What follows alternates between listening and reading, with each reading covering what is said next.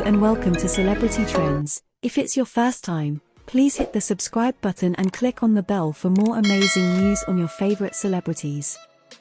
This, I have to admit, is almost pure gossip, but it's too interesting not to share. This one is from Heat magazine, so I'll link the article in the description below. It opens desperate Meghan, I need to fix this. It says Meghan Markle has had the week of hell from her Spotify deal cancelled, but is Harry to blame?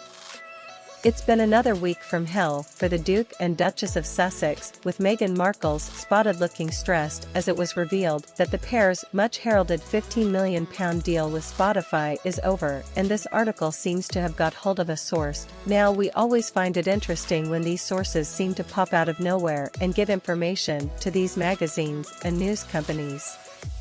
And of course they usually go with more than one source. But obviously, it's not my source. I'm quoting it from Heat magazine. Now it must be somebody that knows something, knows them, or at least knows some of the details, otherwise he wouldn't be quoted in here. Now the article goes on to talk about how public opinion appears to have nosedived in America since the release of the Netflix documentary, but also despite being a bestseller. Critics branded Harry's book disastrous, and after a few difficult months, they were ridiculed in the South Park episode and then widely accused of exaggerating their account of a near catastrophic car chase in New York. In fact, I did a video or two talking about how exaggerated I thought the near catastrophic car chase was through New York, and many of you guys perhaps over on Blackwell Barrister, because here we're on Black Belt Secrets.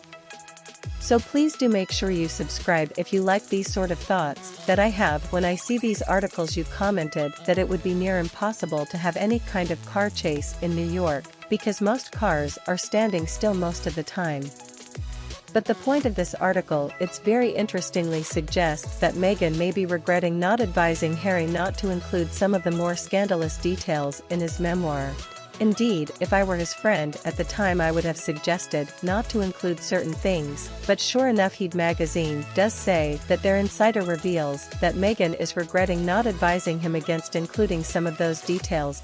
They are told apparently by this insider that Meghan can now see whether it's fair or not that they are being viewed as professional whiners, and it's not as simple as her distancing herself, because she has to be seen as fully supportive of Harry. She's now regretting that she wasn't more hands-on and involved when he was putting the book together, such as pausing there. This really is distancing. If you break apart the wording here from this insider, bearing in mind the insider may be with or without the knowledge of Harry and Meghan. We don't know, and unless they tell us. And it said we won't know, but there's a contradiction here, and being a lawyer, I look at these things. That says here it's not as simple as distancing herself, because she has to be seen as being fully supportive, but now she's regretting that she wasn't more hands-on and involved when he was putting the book together, so that is distancing language. That is her through the insider saying, I wish I'd have told him and been more firm not to put those things in the book when he was putting it together. Whereas I think it's quite reasonable to assume that they would have discussed it. Any couple would have discussed things. A tell-all book of all details about the royal family. Oh, and by the way, I zoom in and out because it technically and statistically increases view of retention. I know some people don't like it, so apologies to those of you that don't like it, but statistically it works, so I think that is distancing language. And then it goes on. It said this theory that she micromanaged what he wrote or had to say in the manuscript is totally wrong. Distancing language. It was Harry's book, and she let him get on with it. It's distancing language, so she doesn't want to be seen to distance herself from him, but it was all him. He did all of the book, it was his thing. His book.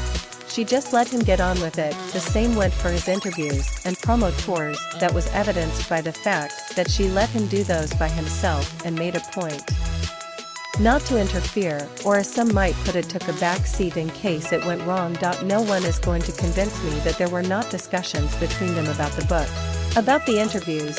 Everything, in my view, any reasonable couple, to such a degree of publicity, are going to discuss these things, and this, in my view, this insider is quite possibly a way of getting the story out, to say this was him. This was not me. It's not as simple as distance myself, but it wasn't me, it was him. It goes on with the couple's multi-million-dollar deal seemingly evaporating in front of their eyes. Harry-Meghan's financial structure isn't looking quite as stable as it did this time last year. The quote, "It appears to go on finding a new platform to host a podcast is a priority for Meghan now. They're not giving up and still feel passionate about making it a success. Somehow in the long run. But they also can't help but feel like they're staring down the barrel of a potential nightmare right now, with a massive challenge on their hands to find new ways of making a living in America and clawing back their popularity." Thanks for watching. Till next time on Celebrity Trends.